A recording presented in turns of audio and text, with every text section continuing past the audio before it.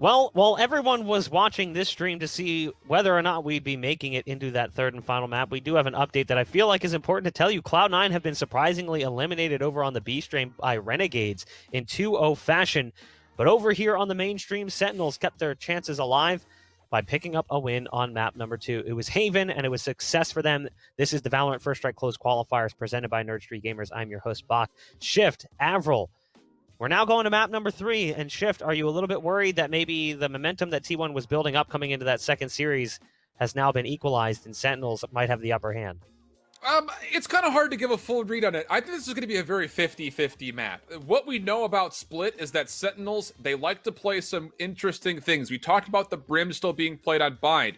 They're one of the only teams that still enjoy playing the Sage here on Split, and they have found some pretty solid value with that pick. So that's something to kind of expect going forward. On the opposite side, though, for T1, they're no strangers to this map.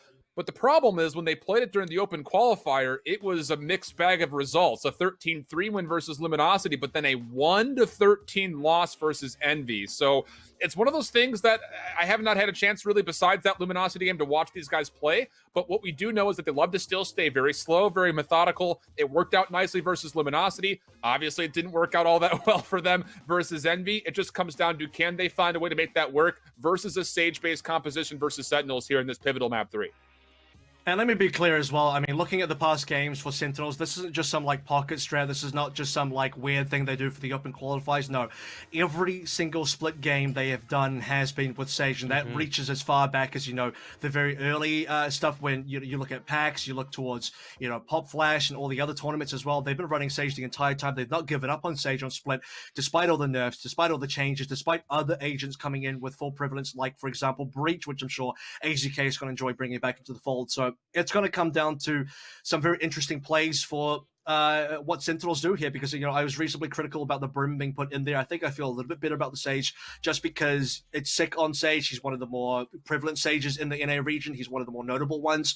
They've also found a decent amount more success with the Sage on this map versus, I think, Brim on Binds is just a little bit more weird. So it still should be a pretty good one. Sinatra also comes through on the Raze for this map as well, and I think he's a very decent player on that. And we're not going to see any Sova, so neither team has to worry about it.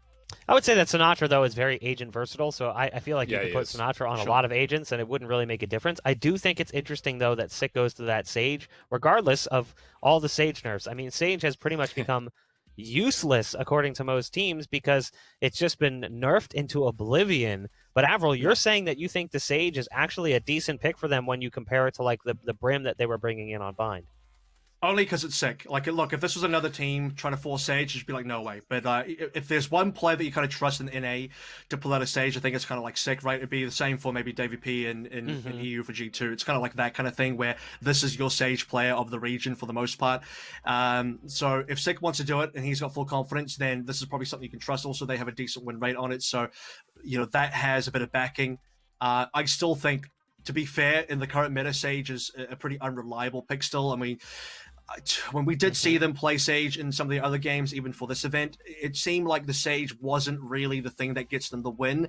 It might not necessarily be the thing that loses them every single round either, but it just seems very average. It seems like it's not really that impactful, and Sick, if he was on something else, it would be much better. But it's not impactful on its own, but it's impactful in the way that the slow orbs have been beautifully designed to help Sinatra find a lot of picks, especially defensively over towards B. And then offensively, you're still seeing that wall go down to open up that lane from B main onto the B spike site itself. The thing that is, I think, more critical than the Sage being picked up is what you're giving up in Sage's place. You're not playing the Breach. So your only flash that's available is the Paranoia from the Omen. And that might pay more dividends than the actual Sage pick itself, because that's going to be what is inherently going to be a mismatch, is the fact that you're going to have the Breach and the Omen in the mix here for T1, and you won't have that ability for Sentinels. So it's all got to be on clean retakes, and it's all going to be at the base of, do you find value with the slow orb in combination with other abilities? Yeah. Because when it hits hard, it absolutely allows Sentinels a chance to stand tall defensively. And then on the other front, if that wall gets fortified on their offensive hits, yeah, it allows them to get onto the site for free. So you don't necessarily need those flashes, but when that wall or those slow orbs don't hit, that's when you really feel the pressure of not having a Breach on your side for Sentinels. You know, you mentioned those slow orbs, and we also talk about T1's kind of very slow and methodical approach, very reminiscent of the old Navi and the CS days, taking down to the last 10, 15 seconds. Those slow orbs could potentially be a problem here for them, Shift. I mean, they could get slowed down on an attempted take of a site in the last 20 seconds of a round, and that could be what separates them from success. Is that a legitimate concern for them coming into this third and final map? Absolutely. I mean, when they were having trouble playing up against Envy, the problem was the fact that Crashies was finding a lot of value slowing down these hits with things like fault lines as well as flashpoints. He popped off in that game. He was 14-5 in that matchup on Split that was a 13-1, and a lot of that was done from the defensive side. They went 11-1 in the first half defensively, did Envy versus T1 squad, and a lot of it was because they continued to read the fact that T1 liked to hit a little bit more slowly. They like to hit later in the round, so make sure we're holding some of our utility, so that way they make life extra hard for T1 to try to make those late executes come through successfully. Avril, I mean, what are you worried about right now if you're a Sentinels fan? Because I'm looking at, I know we've spent some time harping about it, but I'm looking at that Sage pick, and I think that's one of the things. But I think it's also just, maybe some unknown variables for what T1 potentially brings to the table, because even though we've seen a little bit of this team, we haven't seen enough to really know what they're going to bring into all of their executes. And Dazed is a very cerebral leader. That's why they take so long to try to get onto these sites. Do you think there's some back pocket plays here for T1? I think T1 did find some success. I mean, you have to go back to buying, you have to go back to the 7-0, you have to go back to where the successes have been for T1, and that's got to be where they find the successes again for a map like Split. They can string through a lot of rounds in a row. They can have some good defenses and offensive. Spider, if you can unlock him on the Omen, really get the team play going with the paranoias and the team, support plays. That's why I think T1 can really get things done. I do worry about the speed a little bit here, Bok, but overall, when I've seen them play fast, when I've seen them be decisive, T1 have been good.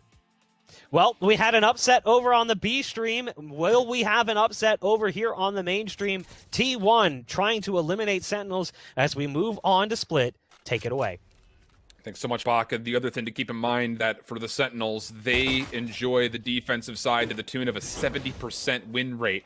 But this time, they'll be trying to get things going offensively against this T1 squad, and the compositions are exactly as anticipated, so nothing being changed here, but Sentinels already working their way through mid-vent. This is going to split up T1 heavily, not just because there's a split between the 2 members on A and the 3 members on B, but both members on A are also very split apart, but a couple of headshots from Spider. He'll find a lot of damage and then also convert a kill. It'll lead an opportunity for AZK to try to take advantage, but Shazam and Dapper will pick up the pieces, and now all of a sudden, Sick is to make his way onto the A site for a plant. Early wall coming down as well, just to slow the rotations down. Barely slows it as T1 still. And I get the 3 members here. And thankfully for T1, you did see Spider get that 1 kill. They are still down a member though. Low HP for the side of Sinatra, but the post plant is into full effect. Key member here is going to be Dapper over towards ramps. He can come in late, he can come in for the flank as well, he can deny a lot coming through. If he gets a lot of heaven control, this should go the way of Sentinels as they do get a kill early. 2 kills now as Dazed on his lonesome. Yeah, it's got to be a pretty frustrating pistol round for T1. How many headshots did they hit at long range? Just couldn't quite convert the kills. You see 2 members down to critical HP. On top of that, Dapper was down to half, but the kills just did not follow through, even though the initial damage was pretty successful. So a pistol for Sentinels. Very good for them again offensively. We talked about their prevalence on defense, and that's where they found most of their favor, in which they're 4-1 overall on this map through the first strike series, whether that's the open qualifier or the closed qualifier. But you also have to remember that back during the Ignition era, they were 16-3 on this map. One of the best split teams that you can consider. Maybe the only exception there would be a team like Envy, but sticking with what they knew from old ages, now into the new age, with the Sage coming out, and you anticipate that likely Sick will find a lot of value with that wall, trying to be committed over towards B hits if and when they decide to start making those commitment calls. So T1 have actually half into this one. They have 2 stingers available. 3 members still on pistols, though. A couple of heavy armors being purchased. Ends up being a decent read. Consider that Sentinels only bought 2 SMGs into their offensive anti-eco here. 3 ghosts. So actually equal equipment, all things considered, for both ends. Sick with the early walls. Going to luck out 2 plays. They hear the stingers. That's going to give away information that T1 have bought. Oh, what a play here for Sentinels. This is all bait for Sick. Thinking that, hey, they're locking us out for our mid-rotation. This is going to be a hit towards B, but the entire time the design was in place to try to get over to A. Sinatra will be on A tower. He's about to meet a number of members defensively.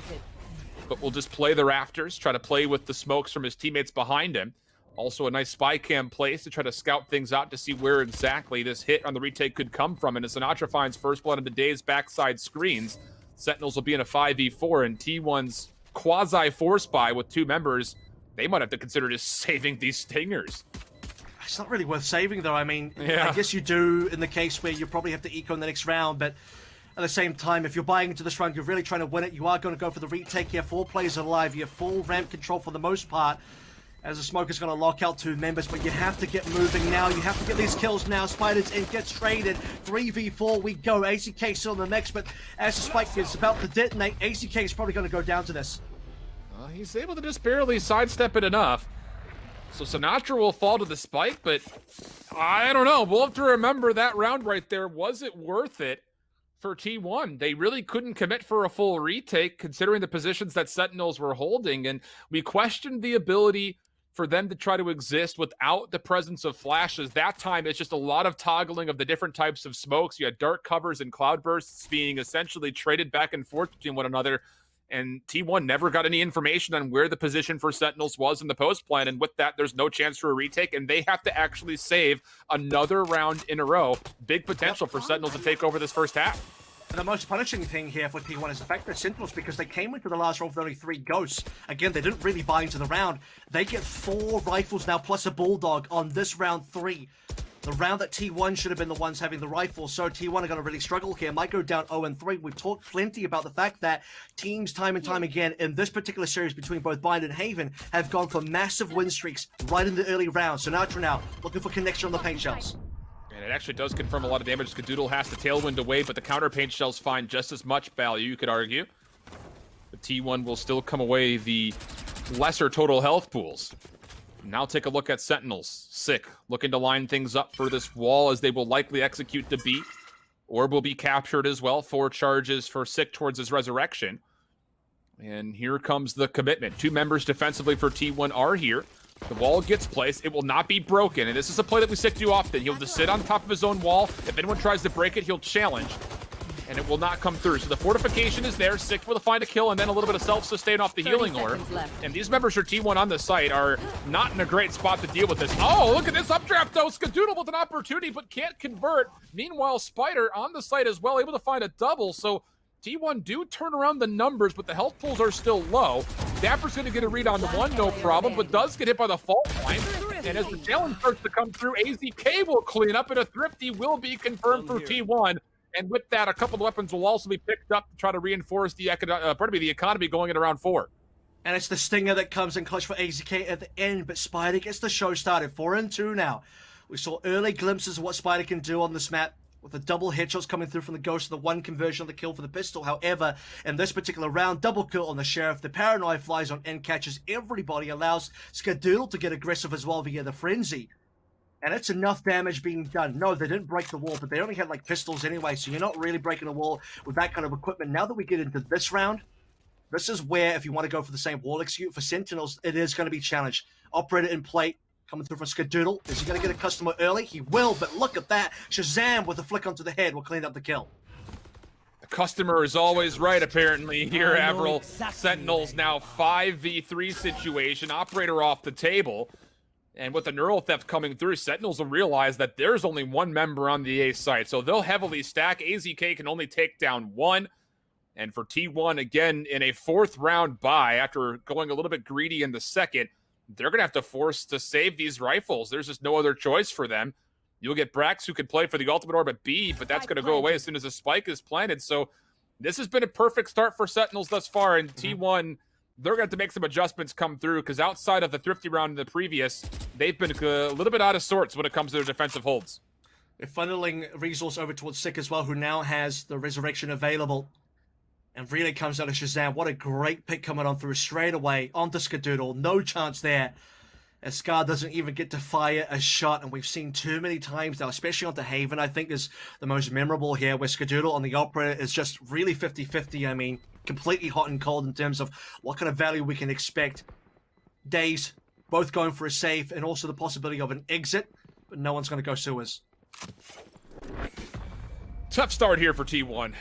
Really tough start here for T1. let's not try to frame this any more pretty than it could be. And taking a look at the history for T1 on this map, again, just kind of ignoring what has happened here in the first Strike series, as again, they had a 13-3 win and then a 1-13 loss. Back during the Ignition series era, this was also one of their weaker maps, but the defensive side was their most preferred side. 65% during the Ignition era, 50% win rate here in the first Strike series. Not great numbers and not off to a perfect start here in any stretch of the imagination. Sentinels will have the ability to bring a 6v5 into the mix with the Resurrection available for them here in round number 5. And Sinatra looks like he wants to maybe get aggressive. He's going to go ahead and use the Boombot to clear up the A ramps, and this is going to be a big part of the map taken away early for Sentinels. Speaking of aggressive, Skadoodle thought about going aggressive over towards mid. He needs a kill or an ult to get this Blaze-Storm underway. He's the only one on his team without a proper gun. Spectre versus everybody else, the other 9 players, all on Phantoms. And like I said as well, Sentinels' early control over towards ramps is going to cause for a couple members to think about rotating over, but actually Daze is going to stay over towards B. You do have Shazam still hanging around mid, looking for Vents control. It will look like an A split pretty soon for Sentinels. Fault line, right down Main Street. Nobody there to even take advantage of the peak. 2 members up top at B tower maybe consider the shoulder, but they'll back away. And as AZK is actually able to find a kill over towards the top side of A ramp, that's going to be some good information and, of course, better numbers here. It's going to force the Resurrection out very early. A couple spam shots will also keep remember. Reaper, here comes the challenge from the Sentinels. Sinatra in combination with Shazam will find not just 1, but 2. So now it's going to be a 5v3. What looked good for T1 initially off the defense, they're going to have to save again here, Avril. This has been really poor from T1, mostly because of the fact that they haven't had a good chance to look at an initial defensive hold yet. And the thing is, the only kill that happened was AZK, and he managed to get 1. That gets resurrected back into play. But then AZK ends up on the wrong side of a one-way smoke set up by Shazam via the Cloudburst, and while Sentinels 5 alive now, and get to keep 5 alive, by the way, in the early round. So, you know, you could maybe argue, is the res worth it or not? It is in this case where money is concerned. We're still into round number 5, keeping 5 alive for the guns and also the win bonus here, keeping everybody nice and safe in terms of economy. It's going to boost Sentinels ever forward, and, you know, it's not going to be 6 in a row or even 7 in a row, but it is a 4-1 start and the possibility of giving even more. But we'll come down to what T1 do the next round. The good news for T1 is they will have 3 guns.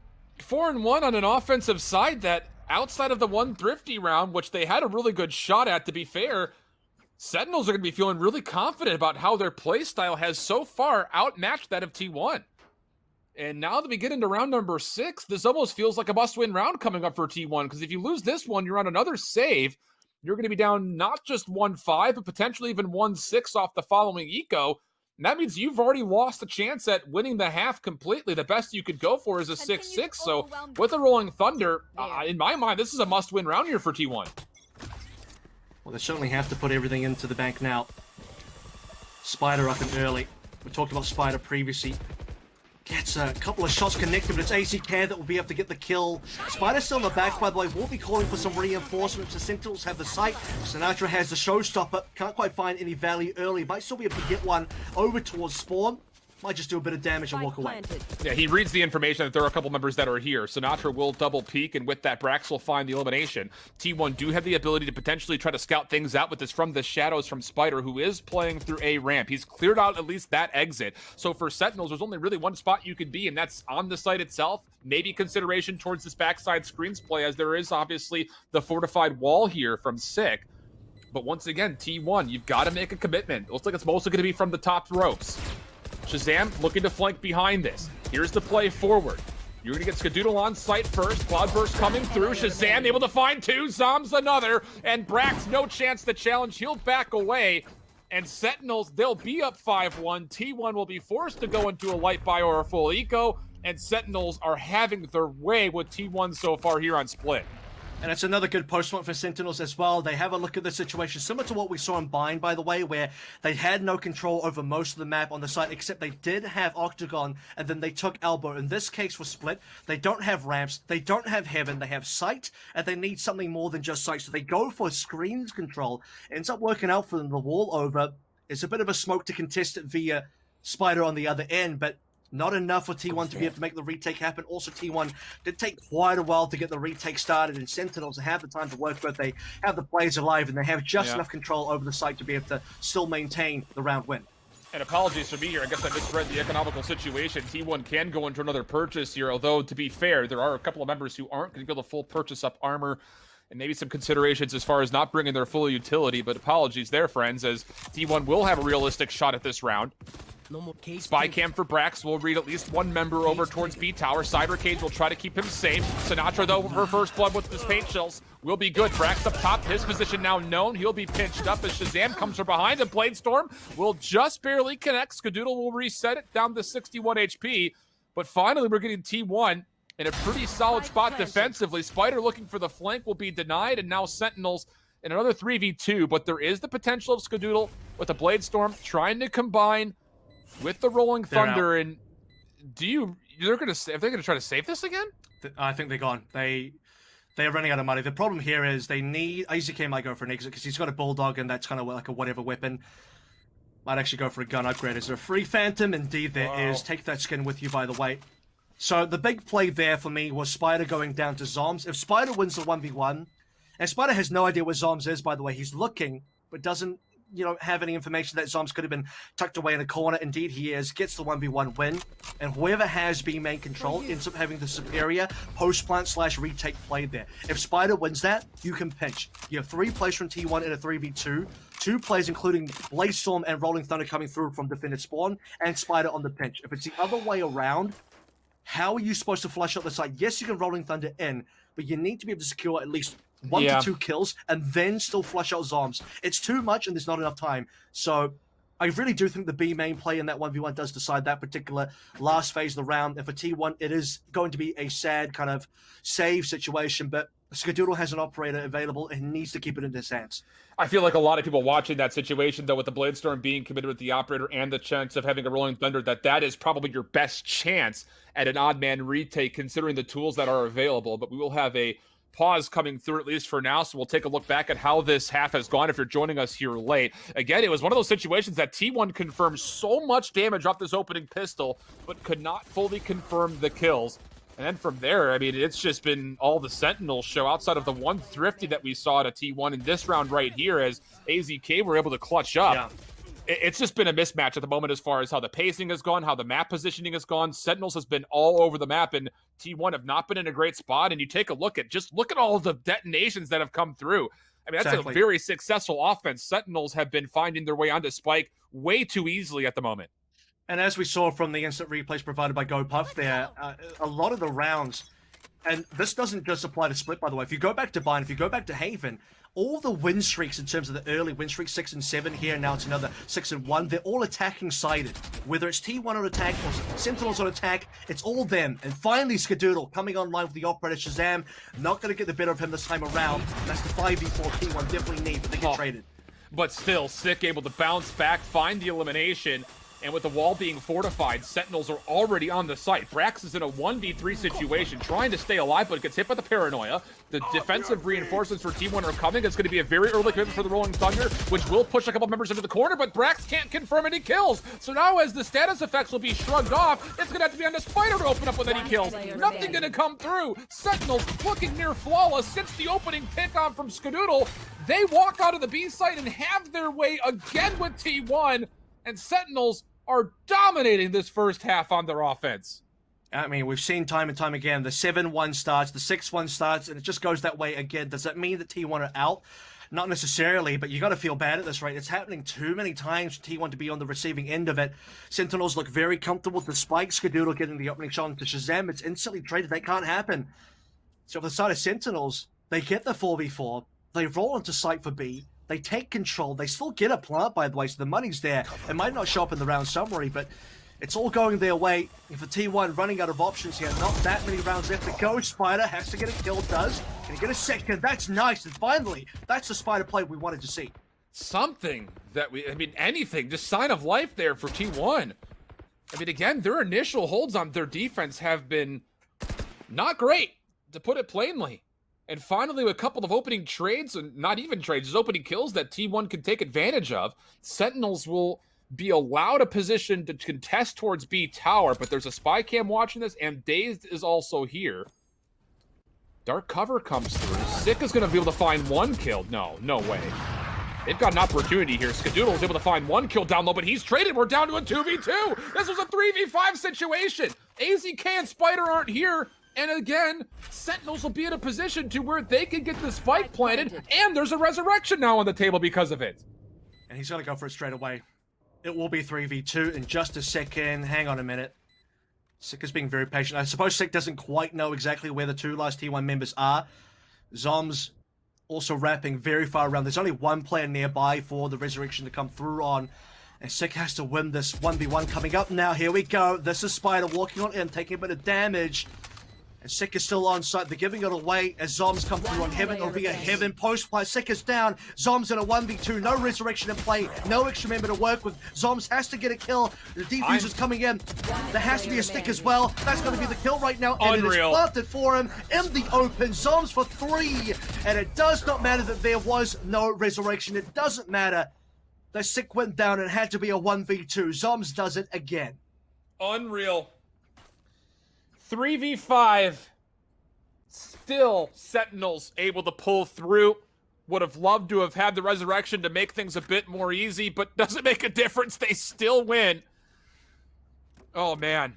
Sentinels, again, how many times have we seen this squad, whether we've had a chance to cast over them or others, that I think a large part of the audience would say Sentinels are not what they used to be, but then there are moments like this. And the simple fact that still they have been flawless. And the one set that they lose is during the open qualifiers. Say about it what you will against the Gen G squad. Spam shots into Dazed will find a kill. And this Sentinels team is definitely throwing the consideration that they very well will not be counted out. Not today, at least. Not in this matchup. Opportunity for Skadoodle. I say opportunity, but he will actually back away from this. Frag still up top. Gonna read some information, but the weapon's just too strong for Sentinels as they roll on in. And that will be another spike plant successful at the B site. And AZK had the hero rifle, by the way. He was on the other side of the map, and while Sentinels make the call for B, once again, it's AZK and Spider that are just sad about the situation. I think Sentinels have made some really good calls here where it is much harder to push into Breach Omen than it is the other way around. You would much prefer to push onto a site that has Cypher, Raze, and a, Jet? As AZK tries to stay alive here, goes down as well. Spider with a nice couple of shots. And it's just going to be a consolation prize, and I think the defaults for T1 might need to be adjusted here, because despite there being 3 onto B, I am going to be adamant that the 3 agents that are currently defaulting B are much easier to push into than either Breach or Omen as a pair going on A. Oh boy. It's hard to look at what's currently occurring here and see a possible bounce back for T1. Again, it's just to hit it. If you're joining us late, Sentinels are an incredible defensive team on split. 70% so far through the First Strike series as far as their successful defensive rate. And up 9-1 in the first half thus far. And I only say thus far because there are 4 ultimates that they could potentially use for this next offense at a gun round. Sinatra's going to already throw the consideration forward. Double blast pack coming out. Slow orbs deep. Not going to find any illuminations as T1 has given up the actual site itself. Doesn't make a difference how they set up defensively. Sentinels again able to dismantle it. 2 kills coming through. Skadoodle's got a little bit of an angle to peek through, but he's already missed his opening shots, and now it's going to be on the T1 to try to find a way to retake in the 3v4. Spider actually went for the TP play on the ult, but he stuck it through and then dies instantly over towards Garage, so really isn't working out today. Despite a couple of nice kills from Spider earlier on, now T1 just 2 alive, and it's always AZK because they never push A, like I say. And Sentinels now 4 players alive, should be 10 here, and look, Shift even on previous maps of Bind and Haven, especially I think Haven is maybe the consideration here as the last 2 members go down. Even if T1 are down multiple rounds, and we still get to have a conversation about, oh, you know, but there's the ability to come back and maybe they can get like a 5-7 finish or a 4-8 finish. What about this? It's 1-10 and there's 1 round left. It's starting to look like 11-1. I don't even know they can get a 2-10 finish now, so yeah, I mean, look, T1 have had some close calls here. You will look at the scoreline and you think it's just a completely one-sided game, and mostly it has been, but remember, there have been a few rounds that came down to some 1v1s, came down to some very close calls, and those rounds got won by Sentinels as well, so Sentinels have won convincingly and also in the close rounds where it's been clutches. This is tough. And this series, up until this map, has been extremely competitive. Dapper, we'll see player up top, can't quite lock down the headshot, as this is all bait. There's not a play to A coming. It's all going to be over towards B. And what has been conditioned to sit there and say that it's been B, B, B, B, B, it actually will eventually be a from the shadows play over to A. And as Dapper finds AZK, that's a big resource down as far as being able to flash in for a retake. I mean, you're going to have to commit for a showstopper kill. Shazam is not going to find any value with the Bladestorm, but that's fine because he's already pushed over towards this defensive screens area. And T1 are going to have to flood. There's really no other choice when they have to flood through. There's too many members for Sentinels that are over towards A ramps. You got to get these kills up front quickly. Depending on where people die, the res is still in place. Shazam probably a little bit too far to get res now.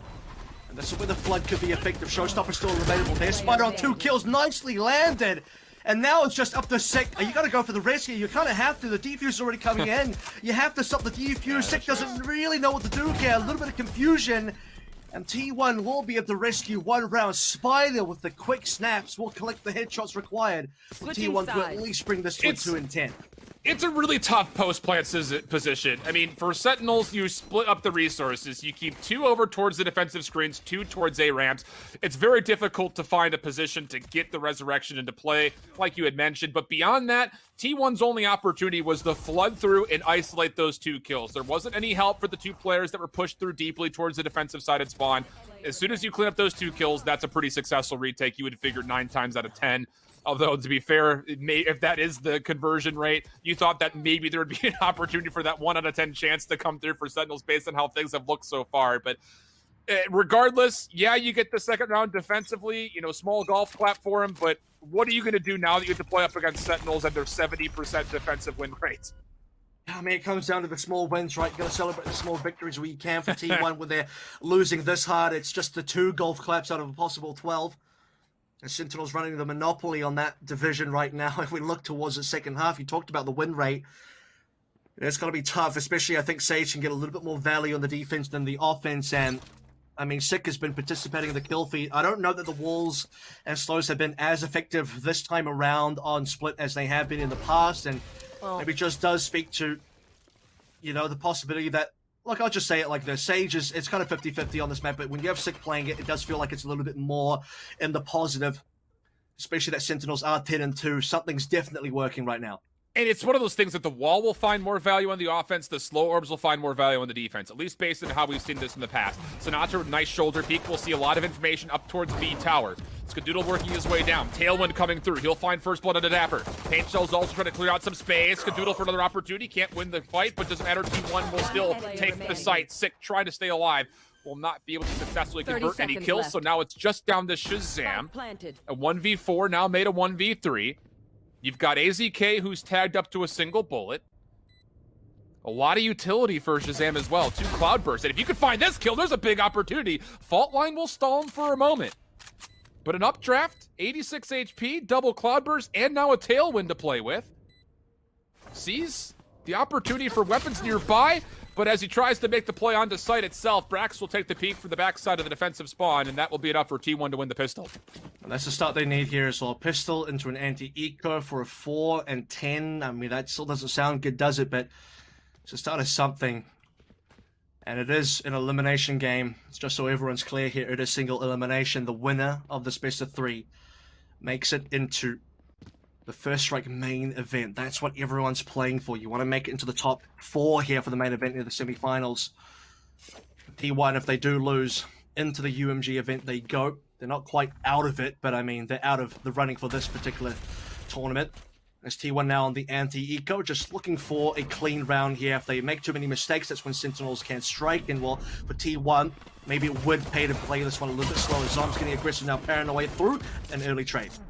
Yeah, the trade's just not good enough, though, unfortunately. Sinatra's going to give it another go. He'll get a couple of shots to connect, but no kills. Also a 1v1 potentially between Shazam and Brax over towards A main, but that'll actually be forfeiting it. Shazam. And again, the trades will come through over the middle of the map, but still it's not favorable enough. T1 looking at a 3v1 situation. Dapper's going to try to find a kill mid-map, maybe steal away a weapon, but he will not be allowed to do that. And as expected, T1 take the following round. Now on 4, but still a long way to go. So ACK has been accelerated now. He's 6 out of 7 for his ultimate as we approach round 3. This is always the timing I'm looking for. Rifle in hand. Just needs one plant, one kill, one orb, and the Rolling Thunder is available. To get Rolling Thunder this quickly is heavily desired. So if T1, if there's any chance for a snowball to come through in terms of catching up on rounds, and catching up, I think, would require them to win this round as well. If you give this over to Sentinels and they get 11, the game starts to get out of hand again. So for T1, getting the Rolling Thunder online, using it to win this gun round will be required. Aggressive slow orb. Sick trying to push forward. He's got help. Spam shots that are coming through for both sides, and Sick will stay safe. But it's not often that you see Sage players as the ones to push forward. Typically, you want to save their utility in any form. But this is Sentinels really trying to commit heavily to win the middle of the map, and it's not going to come through. They read that Sick played up towards the wooden boxes, and they'll find first blood off of this. So another opportunity here for T1, and a gutsy call for Sentinels that gets punished. There's an opportunity for round 5 here. And that's the really important member on the side of Sentinels as well to slow down the push. I mean, Sick is playing the Sage/Breach position that really puts a bit of a pedal on the brakes for T1's offensive momentum here as T1 still have 5 alive, Sick down, 45 seconds to go. To be fair though, T1 are just throwing this one decently slow. They don't have Rolling Thunder yet. They might not need it now with the player advantage. Shazam could have a timing if he exits the smoke appropriately. Has to have a timing here. And Brax very aware of the play. 30 seconds now left. it's down to Sinatra. Paint shells will slow things down. He'll exit towards the spike site, but it's an exit that actually puts him closer to danger as there's no chance Sinatra wins here. Fortunate still to find one more kill. There's an opportunity still brewing here. Sentinels in a 2v2 as Dapper finds the trade. The spike is also on the ground. And as you start to see Zombs rotating over, as long as 10 Dapper can seconds stay alive, left. there's a chance. But with this, the spike will be picked up. It'll be planted, and Zombs will have to try to work in a 1v2.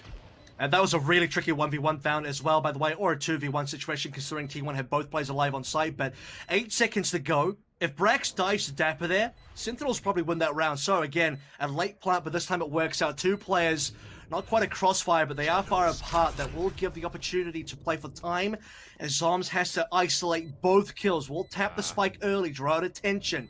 No shots being fired yet. Spider comes around the back. Headshots landed, and Zombs cannot make a 2v1 clutch. Doesn't happen twice in a row, and T1 will get 5.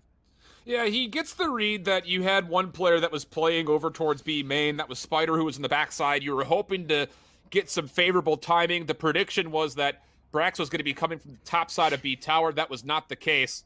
So just a little bit of an unfortunate guesswork there for Sentinels for maybe a chance at 1v2, but the bigger story, 4 rounds now consecutively in a row, dating to round 12 now forward. And you're going to get Sentinels once again on a light buy situation. So T1, even though historically they have not been the greatest on the offensive split, they're starting to wake up. Don't rule them out yet. Aggressive movement from Sentinels. Looking over towards Dapper and Sinatra on B main. Spider is waiting here, though, if anyone wants to actually push in. Bladestorm popped in, coming through from Shazam. So they are saving, by the way. They're on the Eco. A couple of them do have SMGs now with the Bladestorm. Makes this much more workable. Orb has been taken away as well, so Sentinels will have another extra ultimate in the showstopper. Costly move here for T1, trying to deny and find the kill. They spend a flashpoint, and they spend their paranoia trying to find the pick, and they don't get it. And beyond that, Shazam over towards A ramps will find a headshot onto Brax. So a lot of utility already being spent. The wall will come through. Most of it will fortify. And I don't think you can sneak through this. They're going to have to delete it, and they do. Sentinels still trying to contest this, though, and Sick able to find a kill, plus get the healing orb off. No trade to follow. So now big numbers for Sentinels in what has been a high round for them, 5v3.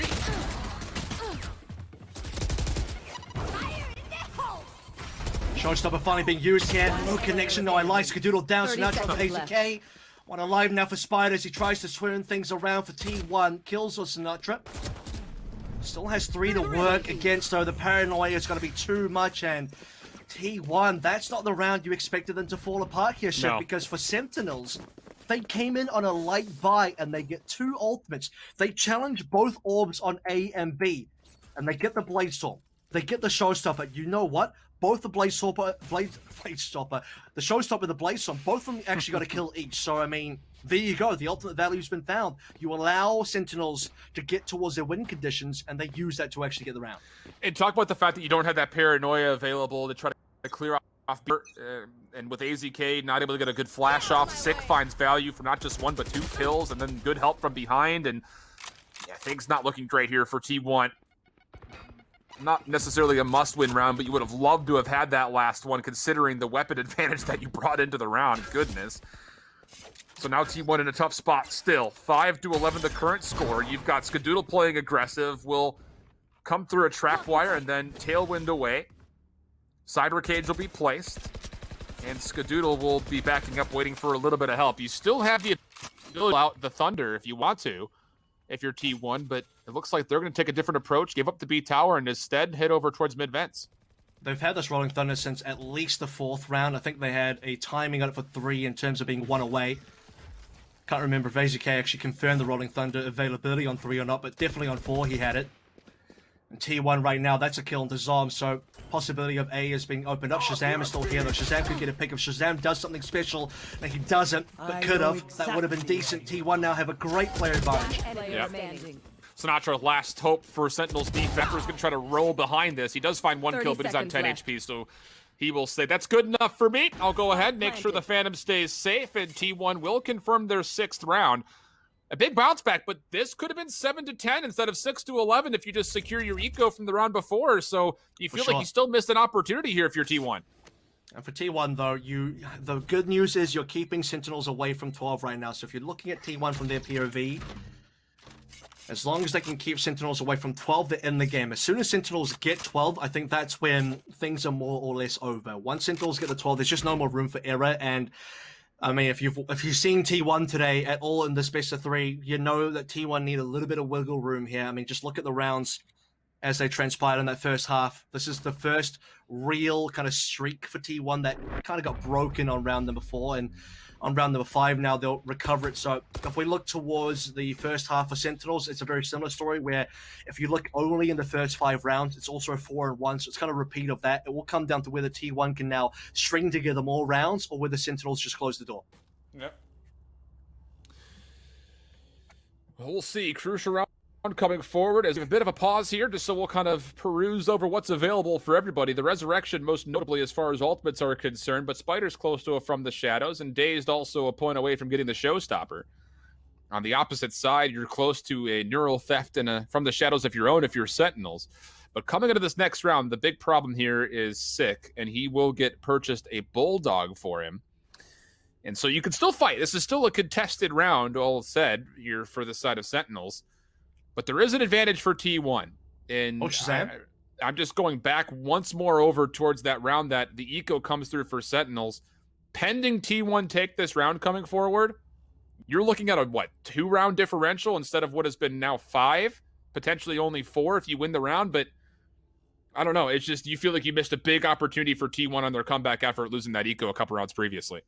I mean, it definitely makes things harder. I think we can apply similar thoughts over towards multiple rounds on that first half as well.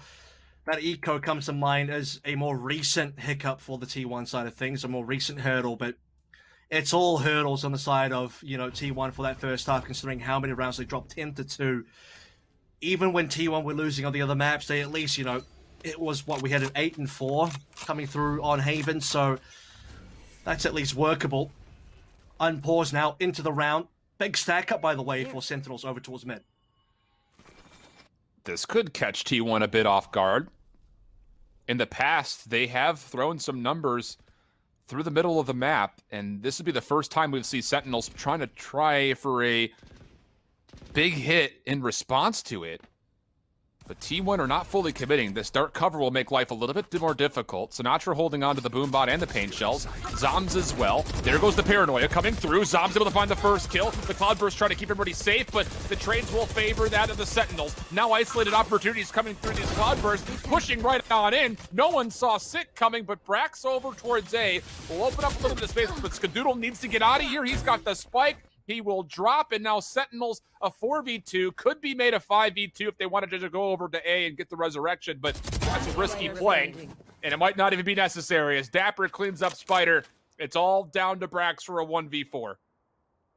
And it doesn't seem possible, and you even mentioned the Resurrection play as well. What a nice heads-up play coming through from Sentinels over towards mid. We noted the 3-stack. We noted the fact that, look at Sick, he just runs it down. through the smoke, heals himself up on the way as well. Gets a free kill on who was it? Daze on the other side of the wall. And the spike is dropped multiple times. It starts on AZK. He dropped the spike over towards Ramus. Kadoodle picks it up. Drops it over by the statues. 10 seconds left. And now Brax just looking for maybe one kill. I think he may have made a little bit of noise. No. Dapper is still just looking the other way. And I don't think these two players will run into each other. And Brax will just be happy to walk away with a gun. But Sentinels have now found 12. And T1, their tournament life rests upon getting 6 rounds Match in a point. row to go into the overtime. And now Sentinels for sure are on match point. And the ability for them to make it to the main event of First Strike is just one map. And to join the likes of Renegades as the first 2 teams in, I apologize for snickering. It's just, I don't think anyone would have imagined it. And it kind of just reiterates the fact that it might even be worthwhile just to throw out all of what you used to know from the Ignition Series era, because everything has changed in the span of a week and a half. Complexity strong, Renegades punching a ticket, and T1's new look you thought might be good enough, at least to a point. They have not quite shown up yet on Split. Their offensive side has found some favor, but now the task, like you mentioned, Avril, is to find 6 rounds in a row versus a team in Sentinels that have a 70% win rate on defense. They will take the middle of the map, and Sentinels have allowed this, though. They set up the wall to stop any play going to A tower, and then they'll just bring over Sick to try to help out towards the B tower. Slow orb being held. Here comes the commitment. Shoulders are being thrown, and the potential combination of either a boom bot or maybe even paint shells with this slow orb is going to come through. Flushing out the position, though, is T1, and they're able to back away and confirm a lot of damage. Very valuable opening hit here for T1 so far. And this is where the Sage is actually valuable. Sick will get the heal up now. Here come the paint shells. Showstopper into play. Where do the kills come on in? Daze and AZK down. Sinatra's got 2. He goes down as well. But Sentinels still have a res in play. He gets back in now. 5v2 shift. And this looks like Sentinels. But Brax is still in a position. If he can find one more kill, maybe there's an opportunity. Now it's just down to Spider, but he doesn't read Dapper close by. Sentinels, they will clean things up. A convincing first half leads to a 13-6 win, and more importantly, send them to the First Strike main event. $100,000 on the line, and Sentinels will be there to compete for it as one of our first 4 here out of the Nerd Street Gamers Close Qualifier. And T1, they had a really good effort here. They showed up in places where they needed to show up. I think a lot of people, I agree, when we talked with Bok earlier, they didn't even consider that T1 were going to be able to make it this far. I mean, consider that they had to come through in quite a difficult group. No one expected Complexity to be the #1 seed. And T1 had to overcome Genji. T1 lost the Complexity. T1 had a bit of a difficult journey in some cases through the open qualifier as well. I guess the silver lining is T1 have looked better, but not good enough to take down a team like Sentinels. And to be fair as well, Sentinels, they didn't get to walk away with this one for free. They certainly struggled. We go back to Bind. We go back to T1 looking pretty darn good on Bind, but not good enough to be able to take out the series. They still go down 1 and 2, and Sentinels, not in the fashion everyone expected, but still expectedly will get through the top 4.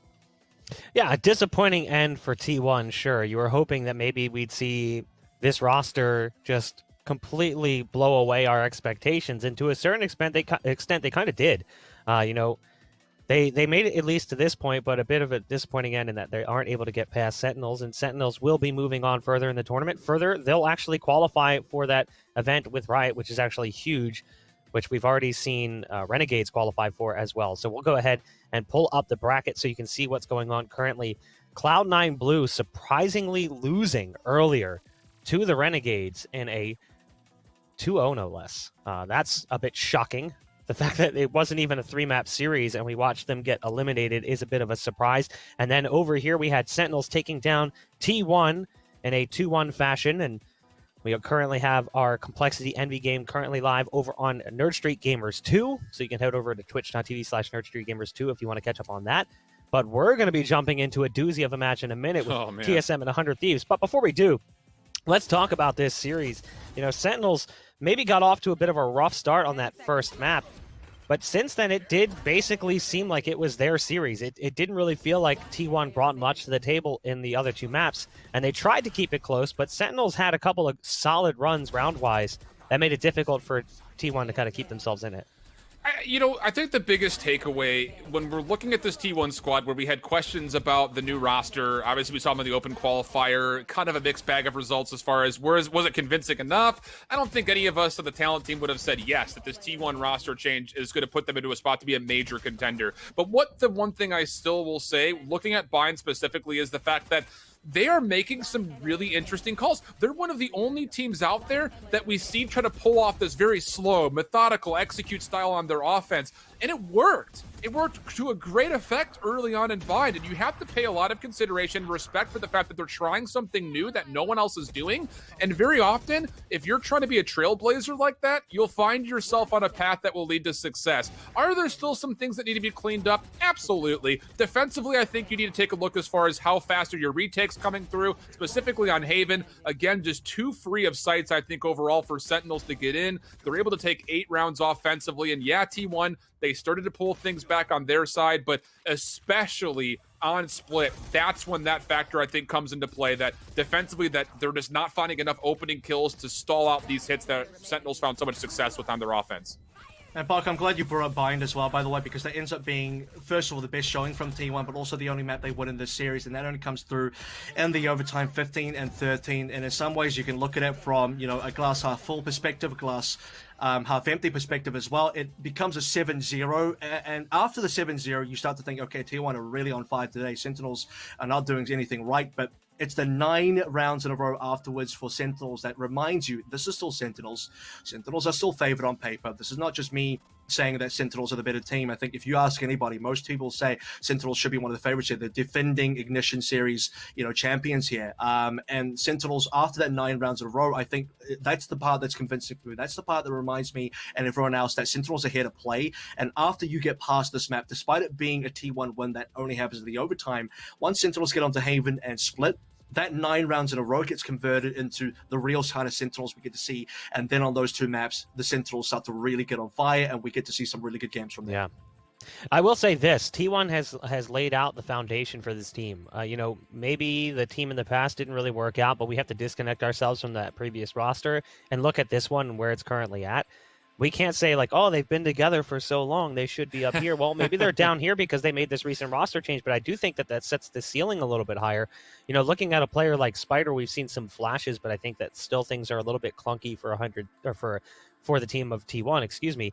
So, Avril, do you think that maybe we'll see T1 resurge in that next qualifier and show up with even better results potentially, maybe even walking away with a higher seeding, moving into the actual event with Riot? Yeah, I think there's 2 things here to consider. One is that, are they going to make improvements between now and the next qualifier? They obviously get to immediately seed into the UMG event, right? And the second thing would be, could they beat a team? If it wasn't for Sentinels, if they got matched up against another team, would they have won? If they got Renegades, if they got, Envy or 100 Thieves, or, or I guess they're the second seed, so that we'd be talking about them getting a first seeded team like Cloud9 or Complexity, right, what they have gone through. Now that Sentinels are gone, now that Renegades are gone as well, and we're about to find out what all 4 teams making it through are going to be. Those are the 4 teams that you're not going to see again in UMG. So if you are T1 coming back, you don't have to face those. Do you have a better shot at playing against another team?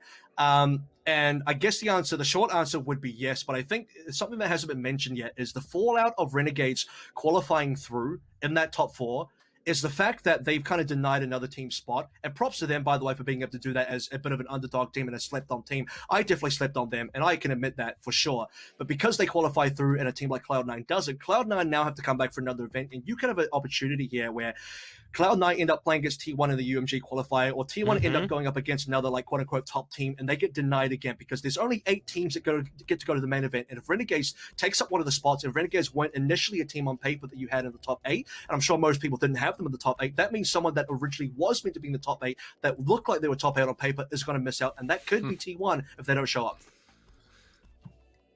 Yeah, that's a little scary.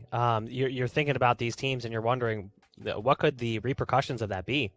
Like we see the potential for these teams to get knocked out, and then there's the chance for a massive shakeup. We see that in other esports titles as well, where the teams that fail to deliver during a season or a split or whatever they want to call it, depending on the game, end up having a massive roster shakeup following their lack of success.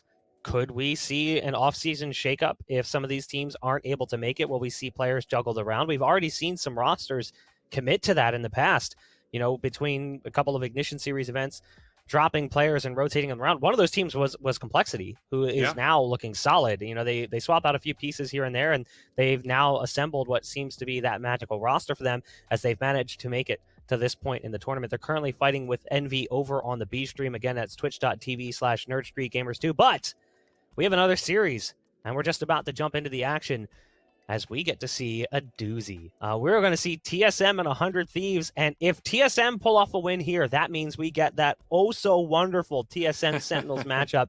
But I don't want to get ahead of ourselves. We are going to throw things to a break. When we come back, we'll be jumping into TSM versus 100 Thieves. Stay tuned.